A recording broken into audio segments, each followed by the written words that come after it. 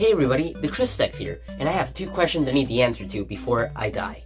First, if Apple switched their gun emoji to a water gun emoji, why is there still gun violence? And second, why was Pokemon Red and Blue so successful? Yes, today we're going to be talking about one of the most successful franchises of all time, and the first game of that franchise. We're talking about Digimon World. Wait, what? Go back to the Shadow Realm, where you belong. Pokemon Red and Blue was released on February 17th, 1996 in Japan, but it was known as Red and Green over there, before coming to the US on September 28th, 1998 as Pokemon Red and Blue. Now this would be the beginning of one of the biggest media franchises in history. It would turn into trading cards, a TV show, Hollywood movie, and body pillows. Ah, so this is what Peter was talking about. It sparked Pokemania. Everyone had wanted to jump in on the Pokemon hype. People were watching the show, buying merch. If you were a kid back in those days and you didn't buy any Pokemon related items, people would just ask, "What's wrong with you?" But we're going back and looking at why this game about capturing creatures was so successful and why so many sequels would be made in the years to come. Now this game released on the Game Boy, but I'm going to be playing it on the 3DS because I hate myself. I'm going to be playing the blue version of this game because Squirtle is my favorite starter, but believe me, these are two completely different games. They're the fucking same. Oh, and I've been talking about Pokemon before Scott the Woz does. So who's the terminal illness now?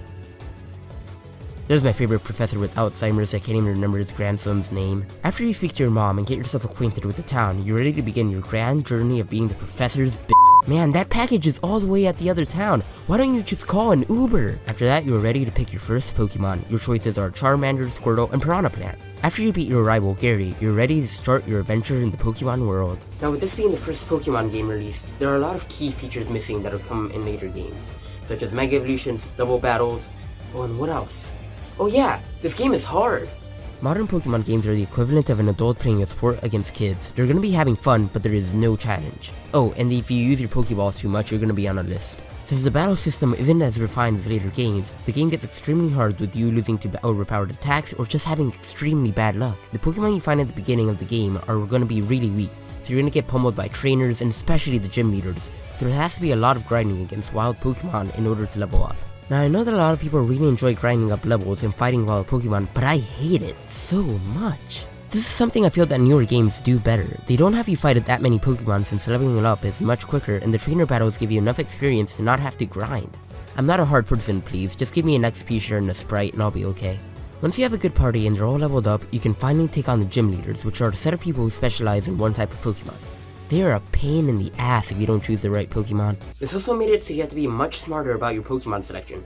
If you went to the water gym with a fire Pokemon, you would get washed. You see? A pun. Wait, what's that? Puns are punishable by death in the Pokemon world? Now this is where I think a lot of the fun of Pokemon games come from, being able to fight harder and harder trainers until you get to the Elite Four. The fact that you can take a Pokemon that is extremely low level and take them all the way to the end of the game is such a satisfying experience. Look at this Rattata for example. I got him to a really high level and he's still f***ing useless. Now on the topic of catching Pokemon, it's extremely satisfying whenever you manage to catch one. This game did a great job of making the Pokemon catching process incredibly fun, with you getting really emotionally invested in each Pokeball you throw. Now there is strategy involved in catching Pokemon, such as getting them to low health and then throwing a Master Ball at a Pidgey. Man, he did like 1 damage to my Pokemon, I had to. The game takes place in the Kanto region, which is actually based off a real place in Japan actually called Kanto. The game didn't have the best of graphics compared to the game today, so it didn't exactly create a region that felt unique such as Kalos and Alola did. Speaking about graphics, they're alright. Now don't get me wrong, I know this game was made for the Game Boy and there really weren't too many graphically impressive games for the Game Boy, but still, take a look at this thing. It looks like someone had a brain aneurysm while drawing it. Some of these sprites were borderline hate crimes, like look at this Golbat. I can't tell you why, but I know I'm offended. And look at Articuno and Moltres. They're supposed to be legendary Pokemon, but they look like deformed pigeons. Now I know I'm reading on these sprites, but you need to realize that back then there were no actual drawings of the Pokemon, so it was hard to keep a consistent design. And plus, there were some sprites that I actually really did like, such as Scyther and Haunter, who I actually think did a better job of being creepy than the modern games did. And speaking about creepy...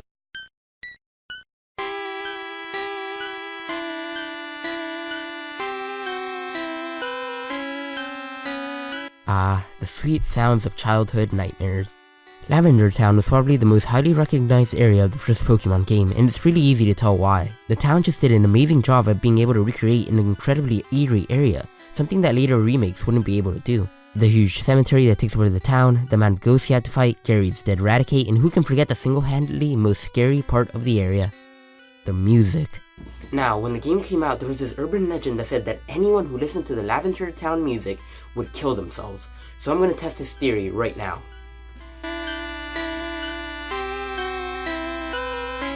I have a strange sensation of wanting to take a bath with a toaster.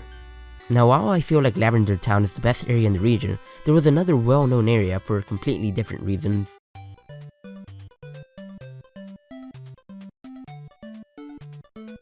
Zubat's Cave. I spoke to the devil. He told me that his name was Zubat. Now, this is probably the most infuriating part of any Pokemon game. Having to go through an entire area of the same Pokemon attacking you with nowhere to stay safe really does try a player's patience. Yes, you can take some repels in there, but sometimes you won't have enough, or you'll forget to buy them. And you know what's better than one impossible cave? For 500, what is 2 impossible caves?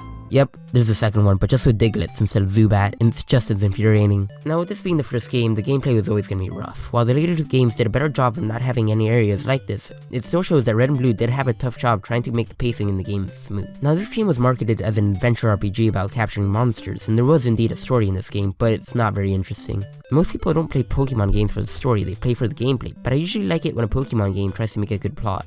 And granted, this game did have an interesting setup with you trying to take down an evil organization known as Team Rocket and stop their leader, Giovanni. The problem with this is that the story isn't very well incorporated with the rest of the game, and you just feel uninterested in the entire thing. While the story in modern Pokemon games still isn't that great, they at least do a good job incorporating the rest of the story with the gameplay. As I said, I'm not really picky about the story in a game, just give me a scene where one guy bitch slaps another and I'll be fine. Now, I did say I played this game on my 3DS, so I didn't get the chance to try it on the Game Boy, but I assume the controls were good since you don't have to do any complicated maneuvers except dodging a Pokemon trainer, so you'll be fine using either a circle pad or a D-pad. So after you have finished beating the Elite Four and the champion, you will move on to the post-game content.